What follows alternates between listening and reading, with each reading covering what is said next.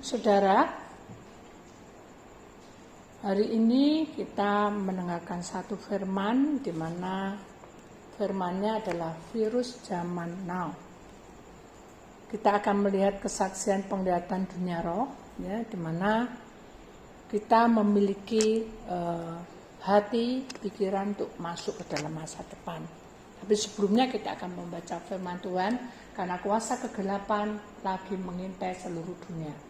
Ya, saudara, dan kita harus hati-hati karena persoalan ini bukan lagi kita harus memakai kekuatan kita atau kemampuan kita, tapi kita harus masuk di dalam kebenaran Tuhan, di mana di dalam Ulangan 28 ayat yang ke-13, saudara, gini bunyi firman Tuhan, Tuhan akan mengangkat engkau menjadi kepala dan bukan menjadi ekor.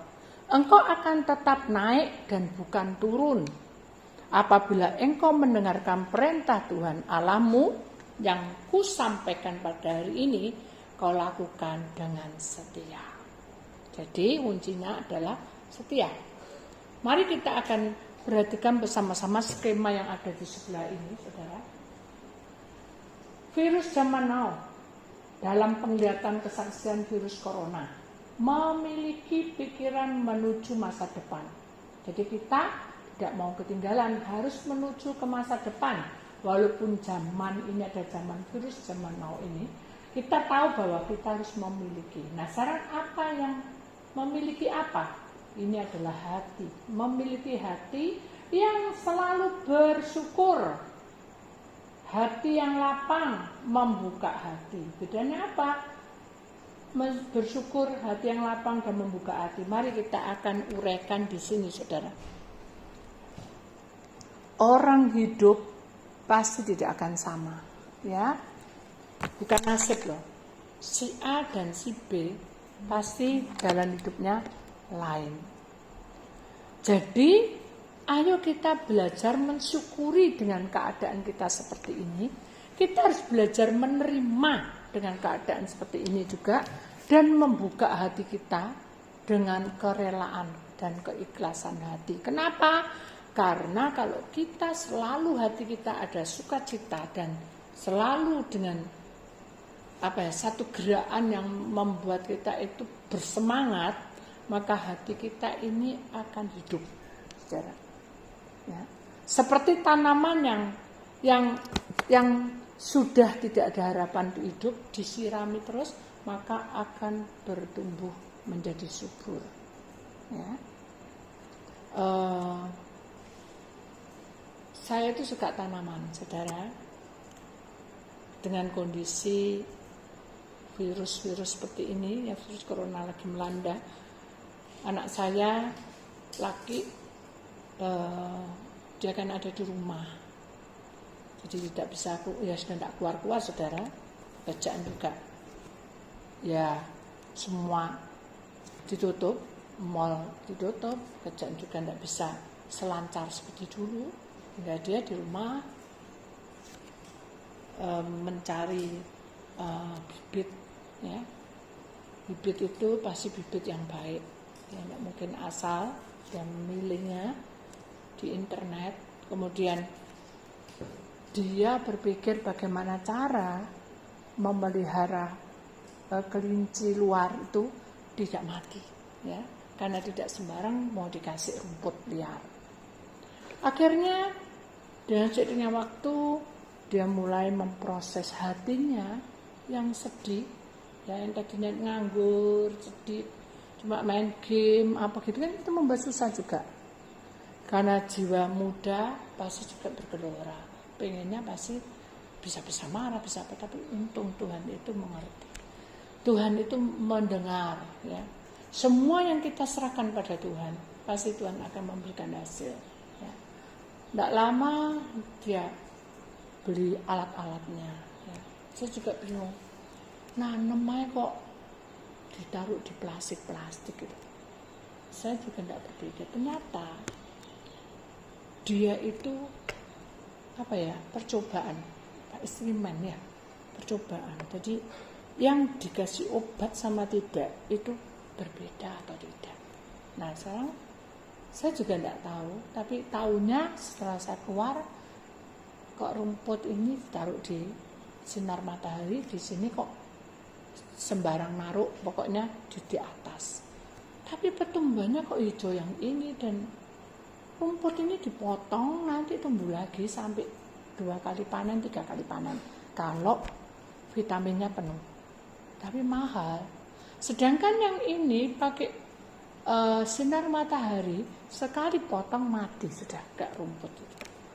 Jadi saudara, kalau hati kita ini berserah, kita itu bisa mengerjakan segala sesuatu. Bukan saya itu mengutamakan, enggak, tapi ini kesaksian saja. Tuhan itu memberikan pengertian pada saya. Lihat, kalau kamu hatimu lapang, kamu tuh bisa mengarahkan kehidupan kamu itu menuju kemana. Cobaan itu pasti ada, tapi kamu yang terbaik, yang baik itu yang mana? Yang terbaik dan yang baik itu mana? Beda kan yang baik dengan terbaik. Kalau terbaik ada vitamin, ada segala macam. Sama seperti Tuhan berkata, seperti kamu, kalau kamu ada kuasaku ilahiku turun, urapan turun, semua dari Tuhan turun, berkat turun, pasti kan berbeda.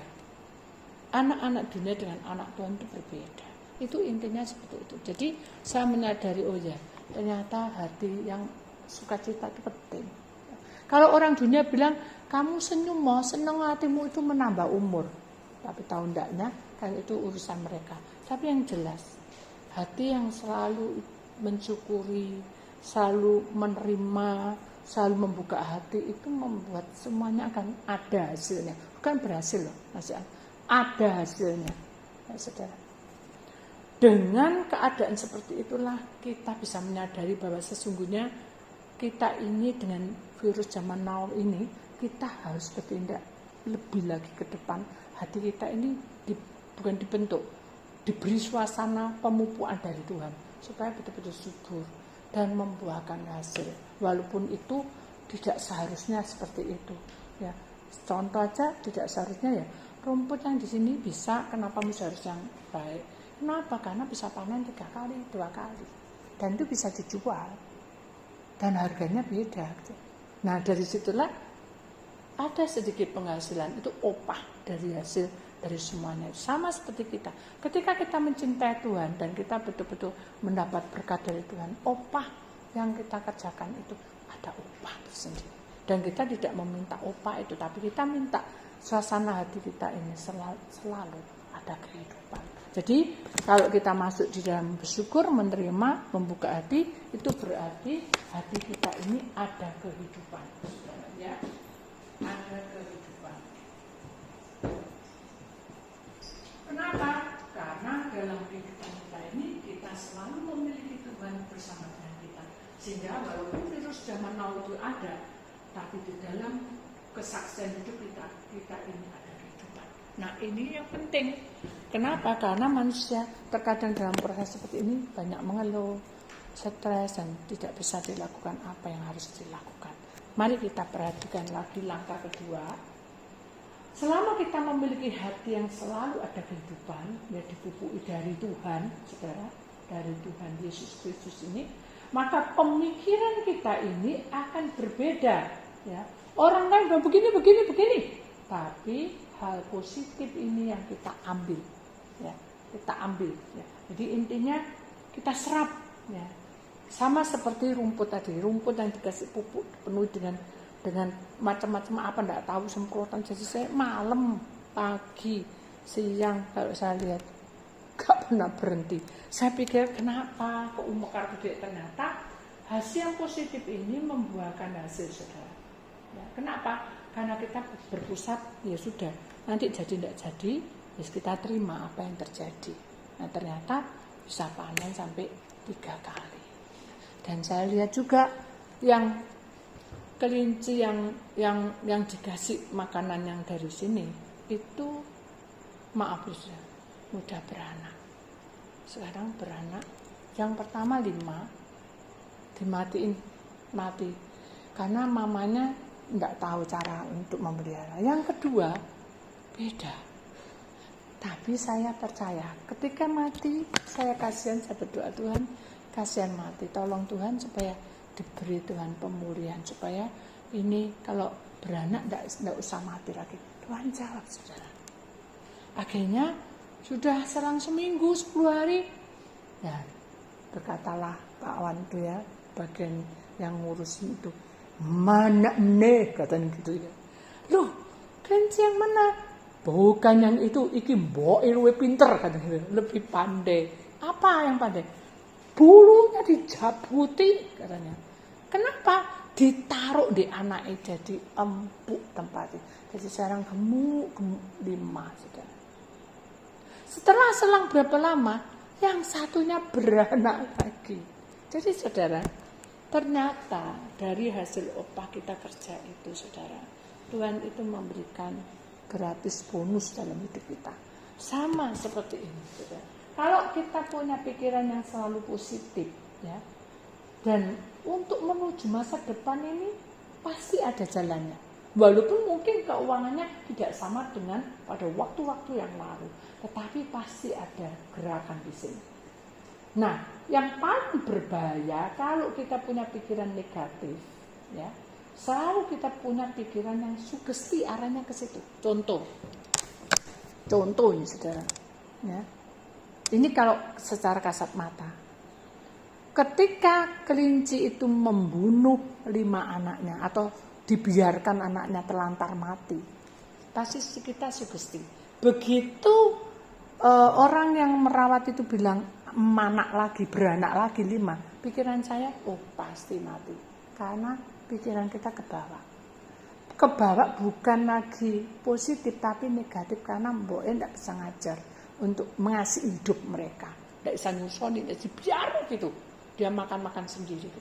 Nah itu pikiran saya. Tapi begitu saya serahkan, ya sudahlah, Tuhan izinkan ini hilang, pasti ini dikasih tahu ya apa caranya. Ya mungkin disusoni sendiri apa gimana. Memang ya mereka berusaha untuk ngasih susu tapi tidak bisa saudara, karena kan mungkin sudah bukan arahnya ke situ karena terlalu kecil juga, dan apa yang harus bisa dimasukkan ke situ tidak bisa, mulutnya terlalu kecil dan mingkem. Jadi begitu masuk tuh barang apapun tidak bisa masuk. Mungkin mamanya sendiri kan itu lebih lentur, ini kan kaku alatnya, pasti tidak bisa. Itu sugesti kita itu arahnya pasti ini anaknya nanti mati lagi. Begitu kita lepas, sudah pikiran kita tidak ada lagi. Begitu sekarang anaknya 5, ya tetap ada, saya juga nggak mau mati, enggak. Serahkan sama Tuhan, hidup mati adalah di tangan Tuhan. Nah itu yang benar. Jadi ketika kita mengalami suatu pekerjaan yang tidak menghasilkan, mungkin kita ini lagi rugi ya saudara.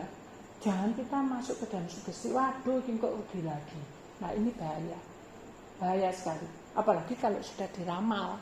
Saya tahu kalau sudah diramal, kamu tahun ini lihat, waduh kamu tahun depan kamu akan mengalami kecelakaan, bisa enggak saudara tenang begitu kan? Karena sugesti saudara mulai pemberitahuan itu sampai tahun depan punya pikiran gitu, pasti akan terjadi tabrakan. Nah itu saya, karena apa? Karena sugesti iblis nunggangi di situ. Tapi kalau enggak, aku anak Tuhan, hidup mati di dalam tangan Tuhan. Saya serahkan, enggak usah debat. Kita mengimani sendiri. Kan ini pas pribadi. Kita mengimani sendiri. Tuhan pasti buka jalan. Amin. Kita tahu Tuhan punya rencana. Kemudian yang memiliki terang itu akan menjadi tenang orangnya. Jangan kita masuk dengan perkara yang tidak tenang sehingga kita bisa berkhayal masuk ke alam gaib. Contoh aja, ada satu kesaksian saudara. Dianya anak Tuhan dari kecil, ya. Dan dia berkata, Bu, di kamar saya sebelah itu gelodakan katanya. Saya bilang, ya mungkin tikus. Masa ibu tidak bisa lihat dunia roh? Apa itu setan atau tikus? Berdoa toh. Doa kan tidak ada apa-apa, Tuhan tidak jawab apa-apa. Ya puasai supaya tahu dunia roh. Karena puasa itu harus masuk dunia roh, itu harus puasa. Ya puasa. Begitu puasa gak ada apa-apa, tidak kelihatan apa-apa. Begitu kita sudah doa puasa tidak ada apa-apa. Dia bangun tidur, dia merasa mau pergi ke toilet, dia merasa ada yang berkelebat bayangan putih. Terus saya bilang, kenapa kok mesti arahnya ke hal-hal yang menakutkan gitu. Sehingga semua satu rumah itu takut semua. Kalau kencing antri, kalau mandi antri. Padahal Sini kamar mandi, bawa kamar mandi, semua takut. Kenapa? Karena sugesti. Ya, bahaya sekali. Kenapa? Karena dalam proses kita masuk sugesti ini, pasti kita akan masuk ke alam gaib dan khayalan. Contoh. Ya. Setelah kita lanjutin dulu kesaksian tadi. Setelah dia bilang ada bayangan putih masuk, ya. Tidak lama kemudian 1 jam 2 jam dia bilang di depan rumah ada bayangan hitam. Ya. Hanya kita berdoa, kita puasa. Tuhan, ibu datang ke sini. Loh, saya tidak disuruh datang. Masa saya mau maju-maju sendiri? Saya bukan takut, tapi bukan kehendak Tuhan. Kalau Tuhan suruh, oke, saya mau. Tapi Tuhan tidak suruh saya hanya berdoa. Tuhan, saya tidak tahu apa yang saya lakukan. Bukan saya minta kebenaranmu, tidak. Saya serahkan semuanya. Kenapa ibu ini kok ketakutan? Tuhan buka, saudara. Ingat baik-baik, ketika kita menjalani proses untuk punya pikiran yang jernih, saudara, hidup kita ini pasti akan masuk ke positif. Tapi kalau selama pikiran kita tidak tenang, kacau semua, itu membuat masuk alam gaib, saudara. Benar itu. Contoh ibu ini. Begitu kita berdoa, ternyata ibu ini pernah keguguran, saudara ya, sampai 3 kali. Ya. Ketika kita berdoa, loh kok aneh. Kok di belakang tuh ada 3 roh. Dan saya tahu itu pasti bukan manusia tapi setan. Tapi saya bilang kenapa kok sampai ada 3? Bukan tubuh roh jiwa, 3 roh. Saya berdoa Tuhan tunjukin ini loh, karena dia keguguran. Pertama dia keguguran sih. Kedua keguguran sih. Ketiga digugurkan karena takut inilah itulah. Saya bilang, Bu, apa ibu pernah keguguran?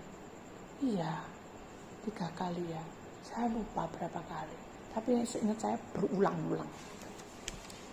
Terus penyelesaiannya, solusinya adalah, Bu, begini.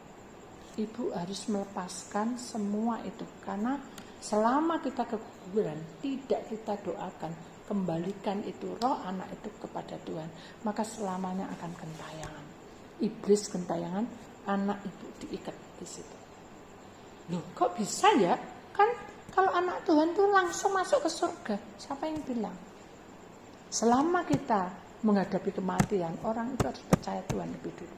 Loh, tapi kan anak itu kan tidak apa-apa, Bu. Anak itu kan tidak berdosa, kan dia itu kan belum bohong, belum apa gitu saudara. Karena dia tahu firman yang dia bicara. Kan itu ada orang yang percaya sama masuk surga. Tidak bisa. Karena ibu punya dosa asal. Dosa awal. Apa dosa awal itu? Karena dia minum bunga. Dengarkan saya. Minum bunga. Karena dia sakit-sakitan, dia minum bunga. Ya. Terus dia makan sesuatu persembahan, yaitu memberikan darahnya. Nah, itu sudah sesuatu ikatan kegelapan. Jadi, selesai no. Terus siapa? Ya dilepaskan. Ini lepaskan tumbang. Dilepaskan, wek gitu sudah. Begitu wek itu ular, belantung keluar semua. Itu dalam dunia roh loh, tidak kelihatan. Nah, saya paling tidak suka seperti itu. Jadi saya bilang, Tuhan kalau bisa dilepaskan dalam roh, terus hilang gitu aja, terus kita tinggal doa. Tidak bisa seperti itu, hambaku. Itu tergantung dari PR-nya orang itu. Hingga akhirnya sudah berulang kali, berapa kali ya? Kalau nggak salah, lebih dari 3-4 kali. Dilepaskan karena ada ikatan banyak sekali. Kenapa Tuhan tidak langsung? Karena pingsan ibu itu sih. Begitu dapat lepas pingsan gitu. Yang terakhir mutah-mutah banyak.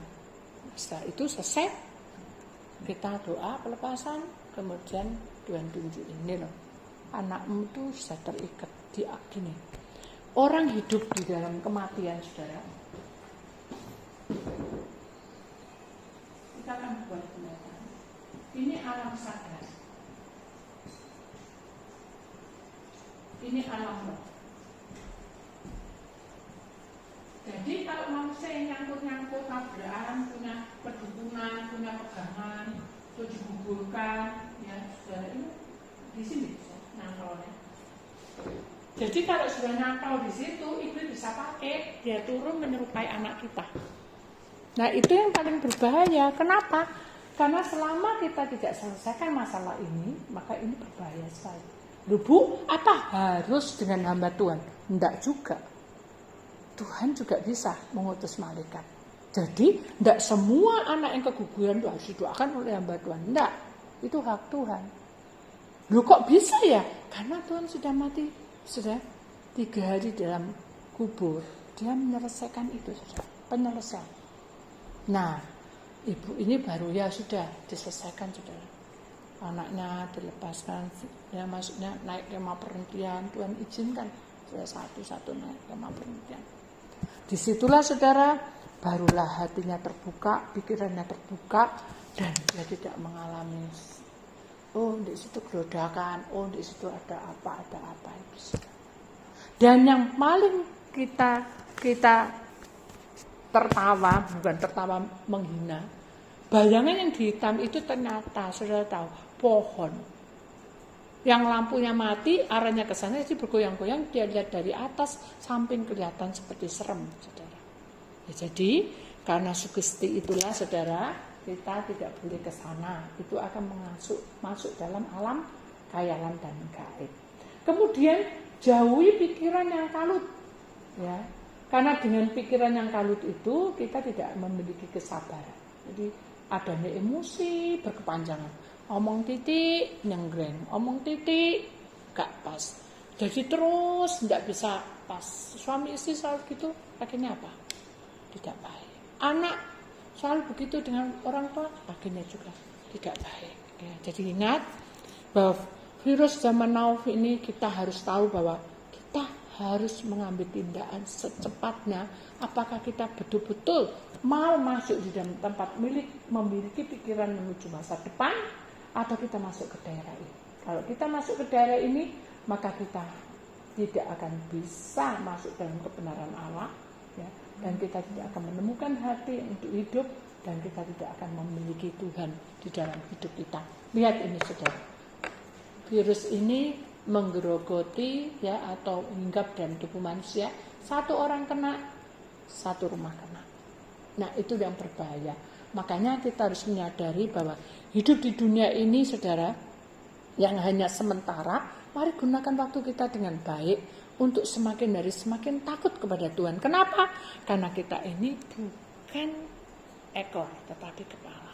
Mengapa Tuhan tunjukin seperti itu? Karena kita ini adalah anak-anak Allah. Di seluruh dunia, siapapun yang percaya kepada Allah, dia adalah anak-anak Allah.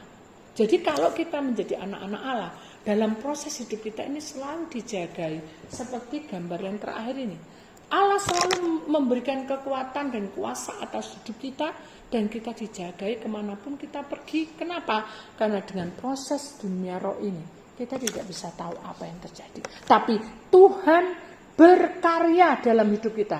Dia tahu posisi kita menjadi anak terang. Seperti apa? Nih, tangan Tuhan selalu menjamah bagi seluruh dunia ini. Dan ingat, Tuhan Yesus tidak akan membiarkan.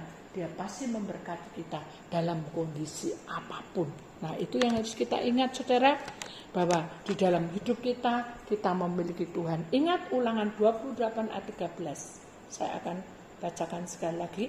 Tuhan akan mengangkat engkau menjadi kepala dan bukan menjadi ekor. Engkau akan tetap baik dan engkau akan tetap naik dan bukan turun apabila engkau mendengarkan perintah Tuhan Allahmu. Yang kusampaikan pada hari ini kau lakukan dengan setia. Diingat saudara, saya ulang lagi, Ulangan 28 ayat yang ke-13. Tuhan akan mengangkat engkau menjadi kepala dan bukan menjadi ekor. Engkau akan tetap baik. Engkau akan tetap naik dan bukan turun apabila engkau mendengarkan perintah Tuhan Allahmu yang kusampaikan pada hari ini kau lakukan dengan setia. Saudara, ingatlah ayat ini. Kalau saudara melihat kenyataan hidup ini, kita akan mengalami satu penurunan. Selama virus zaman now ini menguasai dunia, kita akan menghadapi turun, saudara. Kondisi kita semakin turun. Ingat, kuasa Tuhan tidak akan membiarkan kita tergeletak. Kita akan masuk dalam kebenaran Tuhan dan Tuhan akan menyatakan kuasanya. Aku akan menjagai kamu. Bahkan aku memberikan tanda bagi orang-orang yang percaya. Dan aku akan jadikan kamu kepala. Dan ingat, seorang yang sudah menjadi kepala, dia akan menunduk dan tidak akan sombong. Dia akan menyatu dengan orang-orang, menyatu dengan umat-umat Allah, menyatu dengan semua bangsa, menyatu dengan semua aliran. Kenapa? Karena Tuhan mengajarkan kita untuk menjadi kepala. Saudara, saya akan membacakan sekali lagi Ulangan 28 ayat 13. Tuhan akan mengangkat engkau menjadi kepala dan bukan menjadi ekor. Engkau akan tetap naik dan bukan turun. Apabila engkau mendengarkan perintah Tuhan Allahmu yang kusampaikan pada hari ini, kulakukan dengan setia. Saudara, percayalah, Tuhan tidak pernah membiarkan kita semua. Itulah firman Tuhan. Biarlah di dalam keadaan seperti apapun, kita tetap berjuang. Karena Tuhan punya rencana atas hidup kita. Tuhan memberkati saudara semua.